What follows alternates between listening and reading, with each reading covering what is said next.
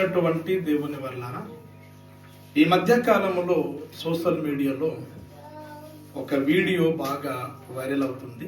అదేంటంటే ప్రియులారా, ఒక తమ్ముడు గతంలో 3 సంవత్సరములు బైబిల్ ట్రైనింగ్ చేసి, బైబిల్ ట్రైనింగ్ అయిన తర్వాత 2 సంవత్సరముల వరకు ఒక సంఘానికి పాస్టర్గా పనిచేసి, పిల్లరా ఈ మధ్య కాలంలో అతను ఒక మతోన్మాదిగా మారిపోవడం, బైబిల్ని విడిచిపెట్టి, క్రైస్తవ్యాన్ని విడిచిపెట్టి, యేసుప్రభుని విడిచిపెట్టి ఒక మతోన్మాదిగా మారినట్లుగా అతను ఒక వీడియో సోషల్ మీడియాలో వైరల్ అవుతుంది. అయితే పిల్లారా, రీసెంట్గా ఈ మధ్య కాలంలో ఆ తమ్ముడు మారు మనసు పొంది ఒక వీడియోని యూట్యూబ్లో పెట్టినట్లుగా మరి సోషల్ మీడియాలో మనకు కనబడుతుంది. గనుక ఒకసారి వీడియోని మీరు కూడాను మరి చూడాలని ప్రభు పేరట మనవి చేస్తూ ఉన్నాను. లైవ్లోకి రావడానికి గల కారణం ఏంటంటే, చాలా పెద్ద కారణమే ఉంది. ఇన్ని రోజులు, ఇంతకాలం నేను మీ ముందు ఎలా కనిపించానో మీరు అందరూ చూశారు. క్రిస్టియానిటీ గురించి ఇష్టం వచ్చినట్లు మాట్లాడుతూ, ఇష్టం వచ్చినట్లు వ్యాఖ్యలు చేస్తూ, అవమానపరుస్తూ, నిందిస్తూ చాలా పెద్ద తప్పు చేశాను. చాలా పెద్ద పాపం చేశాను. సరిదిద్దుకోలేని ఘోరమైన పాపాన్ని చేశాను నేను. నాకు తెలుసు, నాకు ఇప్పుడిప్పుడే అర్థమవుతుంది. దయచేసి నన్ను మీరు మన్నించగలరని కోరుకుంటున్నాను. క్రిస్టియానిటీ అంతటినీ నన్ను మన్నించమని, నన్ను క్షమించమని మిమ్మల్ని అందరిని అడుగుతున్నాను. ఇంతకు మించి నేనేమి చేయలేను. దయచేసి నన్ను క్షమించండి. చాలా పెద్ద తప్పు చేశాను. ఎందుకు ఇలా అయిపోయానో నాకు కూడా అర్థం కావట్లేదు. ప్రియమైనటువంటి దేవుని వల్లరా, ఈ వీడియోలో ఆ తమ్ముడు తన ఒక బాధ, తన ఒక ఆవేదనను వ్యక్తపరుస్తూ ఉన్నాడు. నేను తెలియకుండా యేసు ప్రభుని, అదేవిధంగా క్రైస్తవ్యాన్ని తూలనాడి మాట్లాడాను. దయచేసి క్రైస్తవ సమాజమా, నన్ను క్షమించండి, నన్ను మన్నించండి. నేను ఎందుకు ఇలాగైపోయానో నాకు అర్థం కావటం లేదు, ఎందుకు ఆ విధంగా మాట్లాడానో నాకు అర్థం కావటం లేదు అని పిల్లరా ఆ తమ్ముడు మరి తన ఒక బాధని సోషల్ మీడియాలో వ్యక్తపరచడం అనేటువంటిది మనం చూస్తూ ఉన్నాం. పిల్లరా, సంతోషకరమైనటువంటి విషయం ఏంటంటే, తప్పిపోయిన కుమారుడు తండ్రి వద్దకు తిరిగి వచ్చినట్లుగా, తమ్ముడు గతంలో చక్కగా పాటలు పాడేవాడు, తమ్ముడు గతంలో 2 సంవత్సరముల వరకు దేవుని పని చేశాడు. అటువంటి తమ్ముడు సంఘాన్ని విడిచిపెట్టి, క్రైస్తవాన్ని విడిచిపెట్టి, బైబిల్ని విడిచిపెట్టి ఒక మతోన్మాదిగా మారి, తనకు తానే మార్పు చెంది మరలా తిరిగి వచ్చినట్లుగా పిల్లరా సోషల్ మీడియాలో తమ్ముడు మాటల్ని బట్టి మనకి అర్థమవుతుంది. ప్రియమైనటువంటి దేవుని వల్లారా, అప్పుడు చెప్పినట్లుగా తండ్రి వద్ద నుండి, తండ్రి కుటుంబము నుండి తప్పిపోయినటువంటి కుమారుడు ఎలాగైతే దూరమై చివరికి బుద్ధి వచ్చిన తర్వాత తన మనసుని మార్చుకొని తండ్రి వద్దకు ఎలాగైతే తిరిగి వచ్చాడో, ఈ తమ్ముడు కూడాను మరలా దేవుని వద్దకు, తండ్రి వద్దకు, దేవుని కుటుంబములో, దేవుని ఇంటిలో, దేవుని సంఘములో పరిపూర్ణంగా తిరిగి రావాలని నేనైతే కోరుకుంటున్నాను. తప్పిపోయిన కుమారుడు గురించి మనం ఆలోచించగలిగినప్పుడు, తండ్రికి దూరం అయిపోయాడు, కుటుంబానికి దూరం అయిపోయాడు, దూరదేశానికి వెళ్ళి మంచి వ్యాపారం చేసి లాభము సంపాదించి ఏదో గొప్పవాడు అయిపోవాలి అని తను అనుకున్నాడు. కానీ చివరికి తిండి లేని స్థితి, ఒక దరిద్రుడుగా, ఒక పేదవాడుగా, ఎటు చెందనివాడుగా మారిపోయాడు. ఎప్పుడైతే దీనస్థితికి దిగజారిపోయాడో పిల్లరా, బుద్ధి వచ్చిన తర్వాత తండ్రి వద్దకు తాను మారు మనసు పొంది పశ్చాత్తపడి తండ్రి వద్దకు తిరిగి వచ్చినట్లుగా మనం చూస్తాం. నిజమే, పరలోకమందున్న కన్నతండ్రి అయినటువంటి దేవుడు చాలా ప్రేమమయుడు, చాలా గొప్పవాడు, చాలా కనికరము గలవాడు అని పిల్లరా తప్పిపోయిన కుమారుడు సందర్భాన్ని బట్టి మనకు అర్థమవుతుంది. తప్పిపోయిన కుమారుడు తండ్రి వద్దకు తిరిగి వచ్చినప్పుడు తండ్రి మొట్టమొదటిగా చేసినటువంటి పని ఏంటంటే ప్రియులారా, నా కొడుకు మెడ మీద పడి ముద్దు పెట్టినట్లుగా మనం చూస్తాం. వాస్తవంగా ఆలోచించినట్లయితే తండ్రి ఆస్తిని దుర్వ్యాపారం చేశాడు, తండ్రి ఆస్తిని పాడు చేశాడు.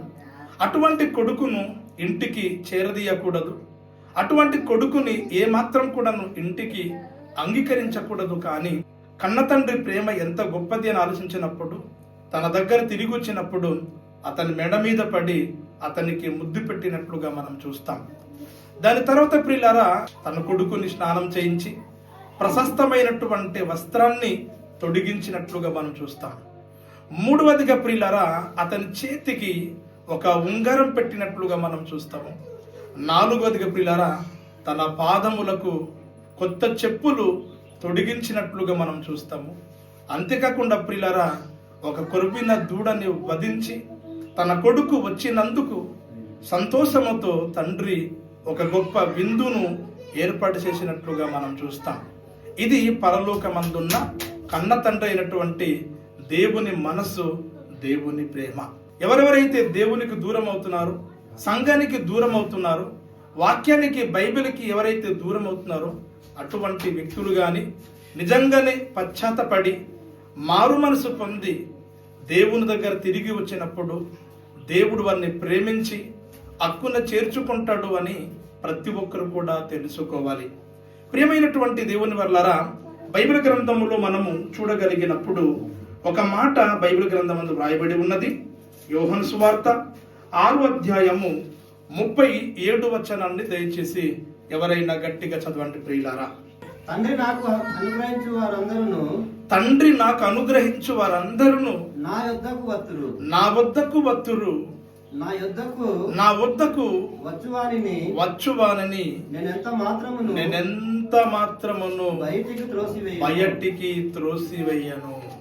ప్రియమైనటువంటి దేవుని వల్లరా ఈ మాటలు మనం జాగ్రత్తగా ఆలోచించగలిగినప్పుడు ఇక్కడ కన్న తండ్రి అయినటువంటి దేవుని ప్రేమ కనబడుతుంది. అంతేకాకుండా మన ప్రభును లోకరక్షకుడైనటువంటి యేసుక్రీస్తు వారి ఒక ప్రేమ కూడా కనబడుతుంది. ఇక్కడ యేసుక్రీస్తుల వారు ఇక్కడ ఏమని చెప్తున్నాడంటే ప్రియులారా, నా తండ్రి ఎవరెవరినైతే నన్ను అనుగ్రహించి ఉన్నాడో వాళ్ళందరూ కూడాను నా దగ్గర వస్తారు అంటున్నాడు. ప్రియమైనటువంటి దేవుని వల్లరా దేవుని దగ్గర ఎవరు వస్తారు, ఎటువంటి వారు మారుతారు, ఎటువంటి వారు బాప్తిసం తీసుకుంటారు, ఎటువంటి వారు సంఘములో చేర్చబడతారు అని ఆలోచించగలిగినప్పుడు పరలోకమందున దేవుడు ఎవరినైతే యేసుక్రీస్తు వారిని ఇస్తాడో అటువంటి వారు మాత్రమే దేవుని దగ్గర ప్రభు సన్నిధిలో వస్తారు అని దేవుని యొక్క లేఖనాలు సెలవిస్తూ ఉన్నాయి. సువార్త ప్రకటించడానికి మనము కరపత్రికలు పంచుతాము, బైబిల్ పంచుతాము, సువార్త ప్రకటిస్తాము. కానీ దేవుడు ఎవరిని ఇవ్వాలో వాడికే దేవుడు సంఘములు ఇస్తాడు. ఇక్కడ యేసుప్రభు మాటలు మనం జాగ్రత్తగా ఆలోచించగలిగినప్పుడు ప్రియులారా తండ్రి ఎవరినైతే నన్ను అనుగ్రహించి ఉన్నాడో వాళ్ళందరూ కూడాను నా దగ్గర వస్తారు. అనగా జీవం కలిగినటువంటి దేవుని సంఘములో, దేవుని రాజ్యములో, దేవుని కుటుంబములో, దేవుని ఇంటిలో వస్తారు అంటున్నాడు. అలా వచ్చినటువంటి వారిని నేను ఎన్నడూ కూడాను బయటకి త్రోసివేయను అంటున్నాడు యేసుక్రీస్తు వారు. ప్రియులారా ఇక్కడ దేవుని ప్రేమ, యేసుక్రీస్తు వారి ప్రేమ కనబడుతుంది. తన దగ్గర వచ్చు వారిని ఎంత మాత్రం కూడాను బయటకి త్రోసివేయాడు. తప్పిపోయిన కుమారుడు తండ్రి వద్దకు వచ్చిన తర్వాత తండ్రి కుమారుడిని దూరము చేయలేదు, తండ్రి కుమారుడిని దూరం చేయలేదు. అతని మేడ మీద పడి అతనికి ముద్దు పెట్టుకున్నాడు, ప్రశస్తమైనటువంటి వస్త్రాలు తొడిగించాడు, చేతికి మంచి ఉంగరం తొడిగించాడు, తన పాదములకు కొత్త చెప్పులు తొడిగించాడు. ప్రియులారా కొరిపిన దూడ వధించి గొప్ప విందు చేసి అనేక మందిని పిలిపించి తప్పిపోయిన కుమారుడు విషయంలో ఆ రోజు పండగ చేసుకున్నాడు, ఆ రోజు సంతోషించినట్లుగా మనం చూస్తాం. గనక ఈ తమ్ముడు గురించి ఆలోచించినప్పుడు తెలుసో తెలియక బైబిల్ని, క్రైస్తవ్యాన్ని, సంఘాన్ని తన ఒక పనిని విడిచిపెట్టి బయటికెళ్ళి మతోన్మదిగా మారుడు, తన మనసును మార్చుకున్నాడు, దేవుడి దగ్గర రావాలనుకుంటున్నాడు. అటువంటి తమ్ముడును దేవుడు త్రోసివేయాడు. దేవుడు తన సంఘములో చేర్చుకుంటాడు అని ప్రతి ఒక్కరు కూడా తెలుసుకోవాలి. అందులో ప్రాముఖ్యంగా ఈ తమ్ముడు కూడాను తెలుసుకోవాలి. ఇకపోతే ప్రియులారా, మరొక మాట కూడాను బైబిల్ గ్రంథమందు వ్రాయబడి ఉన్నది. యెషయా గ్రంథము 65 అధ్యాయము 2వ వచనాన్ని దయచేసి మనం చూసినట్లయితే కన్న తండ్రి అయినటువంటి దేవుని ప్రేమ ఎంత గొప్పదో అక్కడ మనకు కనబడుతుంది.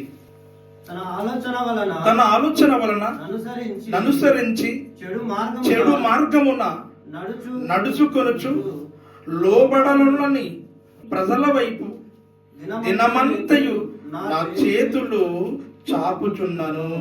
ప్రియమైనటువంటి దేవుని వర్లారా, ఇక్కడ పరలోకమందున్న కన్న తండ్రి అయినటువంటి దేవుని ప్రేమ, దేవుని మనస్సు ఇక్కడ కనబడుతుంది. ఎవరైతే తమ ఆలోచనల్ని అనుసరించి చెడు మార్గమందు ఎవరైతే నడుస్తూ ఉన్నారో, ఎవరైతే దేవునికి లోబడవలసిన వారు, ఎవరైతే దేవునికి లోబడకుండా విధేయత చూపించకుండా ఎవరైతే ప్రవర్తిస్తూ ఉన్నారో అటువంటి వారిపైన దేవుడు దినమంతా కూడాను అటువంటి వారిపైన దేవుడు తన ఒక చేతులు చాసి దినమంతా కూడాను దేవుడు ఎదురు చూస్తూ ఉన్నాడు. నా కుమారుడు ఎప్పుడు వస్తాడు, నా కుమారుడు ఎందుకు రాలేకపోతున్నాడు అని పరలోకమందున్న దేవుడు తప్పిపోయిన వారిని, దేవునికి దూరమైనటువంటి తన పిల్లలను ప్రియులారా 1000 కళ్ళతో ఎదురు చూస్తూ ఉన్నాడు. దినమెల్ల కూడాను చేతులు చాసి నా కొడుకులు ఎప్పుడు వస్తారు అని ప్రియులారా వచ్చిన వెంటనే హక్కున చేర్చుకోవాలని, వచ్చిన వెంటనే మెడ మీద పడి ముద్దు పెట్టుకొని ఇంటికి చేర్చుకోవాలి అని పరలోకమందున దేవుడు తప్పిపోయిన వారిని, మందిరాలు విడిచిపెట్టిన వారిని, సంఘము విడిచిపెట్టిన వారిని, అన్యులుగా మారిన వారిని, మతోన్మతులుగా మారిన వారిని, లోకములో కలిసిపోయి చెడిపోయినటువంటి వారిని దేవుడు ఎదురు చూస్తూ ఉన్నాడు. ఒక తండ్రి తన కొడుకు రాక కోసము ఎలాగైతే దారిలో వెళ్ళి తన కొడుకు కోసం ఎదురు చూస్తూ ఉంటాడో, తన కొడుకు కోసం కనిపెడుతూ ఉంటాడో, సేమ్ అదే విధంగానే పరలోకమందున దేవుడు కూడాను 1000 కళ్ళతో ఎదురు చూస్తూ ఉన్నాడు. దినమెల్ల కూడాను తన చేతులు చాసి ఎదురు చూస్తూ ఉన్నాడు. ఇది పరలోకమందున్న కన్న తండ్రి అయినటువంటి దేవుని ప్రేమ. కనుక దేవుని మనస్సును దయచేసి మీరందరూ కూడా తెలుసుకొని దేవుని దగ్గర బ్రతకడం నేర్చుకోవాలి. దేవునికి దూరం అవుతే మన బ్రతుకులు ఎప్పుడు కూడా బాగుపడవు. దేవునికి దూరం అవుతే మన జీవితాలు ఎప్పుడు కూడా మంచిగా ఉండవు. ఇలా బైబిల్లో మరొక మాటని మనం చూడగలిగినప్పుడు ఒక అద్భుతమైనటువంటి మాట బైబిల్ గ్రంథమందు వ్రాయబడి ఉంటది. యోహాను సువార్త 15వ అధ్యాయము 5వ వచనం. ప్రియులారా 5వ వచనం, ద్రాక్షవల్లిని నేను తీగెలు మీరు ఎవరు నాయందు నిలిచి ఉండునో, నేను ఎవని యందు నిలిచి ఉండునో వాడు బహుగా ఫలించును. నాకు వేరుగా ఉండి మీరు ఏమీ చెయ్యలేరు. ప్రియమైనటువంటి దేవుని వల్లరా, ఇక్కడ మనం చూడగలిగినప్పుడు యేసుక్రీస్తుల వారు ఏమని చెప్తాడంటే, ప్రియులరా, నేను నిజమైన ద్రాక్షవల్లిని, మీరు తీగెలు. ఎవరైతే నాయందు నిలిచి ఉంటాడో వాడు ఫలిస్తాడు. ఎవడైతే నాయందు నిలిచి ఉంటాడో వాడు ఫలిస్తాడు. నాకు వేరై ఉండి మీరు ఏమీ కూడా చెయ్యలేరు అని పరిశుద్ధ లేఖనాలు తెలియజేస్తున్నాయి. లోకరక్షకుడైన యేసుక్రీస్తు వారు చెప్తూ ఉన్నాడు, ఎవడైతే నాయందు నిలిచి ఉంటాడో వాడే బహుగా ఫలిస్తాడు, చాలా ఉన్నతంగా ఫలిస్తాడు. సంఘములో ఫలిస్తాడు, కుటుంబంలో ఫలిస్తాడు, గ్రామంలో ఫలిస్తాడు, సమాజంలో ఫలిస్తాడు, ప్రపంచంలో ఫలిస్తాడు, లోకములో ఫలిస్తాడు. ఎవడైతే నాకు వేరుగా ఉంటాడో వాడు ఏమీ కూడా చెయ్యలేడు అని దేవుని యొక్క లేఖనాలు సెలవిస్తూ ఉన్నాయి. తండ్రి దగ్గర ఉన్నంత వరకు తప్పిపోయిన కుమారుడికి ఎటువంటి లోటు లేదు, ఎటువంటి కొరత లేదు, ఎటువంటి వెలితి లేదు. అన్ని కూడా సమృద్ధిగా ధారాళంగానే ఉంది. ఎప్పుడైతే తండ్రికి దూరం అయిపోయాడో తప్పిపోయిన కుమారుడు చెడిపోయాడండి, పాడైపోయాడండి, ఆస్తిని దుర్వ్యాపారం చేసుకున్నాడండి, చివరికి ఒక దరిద్రుడుగా, ఒక భిక్షకుడుగా మారిపోయాడు. ప్రియులారా, గనక తండ్రి దగ్గర ఉన్నవాడే ఫలిస్తాడు. దేవునికి దూరం అయ్యేవాడు, సంఘానికి దూరంగా బ్రతికేవాడు ఫలించడు అని దేవుని యొక్క లేఖనాలు సెలవిస్తూ ఉన్నాయి. ఇకపోతే ప్రియులారా, మరొక మాటను కూడా మనం ధ్యానించి మనం ముగిద్దాం. యెషయా గ్రంథము మొదటి అధ్యాయము 2వ వచనం చదవండి ప్రియులారా. యెహోవా మాట్లాడుచున్నాడు, ఆకాశమా ఆలకించుము, భూమి చెవియొక్కుము, నేను పిల్లలను పెంచి గొప్పవారిగా చేసి తిని వారు నా మీద తిరగబడి ఉన్నారు. ప్రియమైనటువంటి దేవుని వల్లరా, దేవుని మనసు, దేవుని ప్రేమ ఎంత గొప్పదో ఇక్కడ కనబడుతుంది. ఆకాశమా ఆలకించుము, భూమి చెవియొగ్గుము, నేను నా పిల్లలను పెంచి గొప్పవారిగా చేశాను, కానీ వారు నా మీద తిరగబడి ఉన్నారు. ప్రియులారా, ఈ యొక్క తమ్ముడు క్రిసిప్పల గురించి మనం ఆలోచించగలిగినప్పుడు, ఒకనప్పుడు తమ్ముడు 3 సంవత్సరములు బైబిల్ ట్రైనింగ్ చేశాడు. దాని తర్వాత 2 సంవత్సరములు పాస్టర్గా పనిచేశాడు. దాని తర్వాత ఒక అద్భుతమైనటువంటి పాట కూడాను తమ్ముడు రాచి పాడాడండి. ఆ పాట ద్వారా చాలా ఉన్నతంగా తమ్ముడు దేవునికి మహిమపరిచి ఉన్నాడు, దేవునికి ఘనపరిచి ఉన్నాడు. ఒకసారి మీరు చూడండి ప్రియులారా.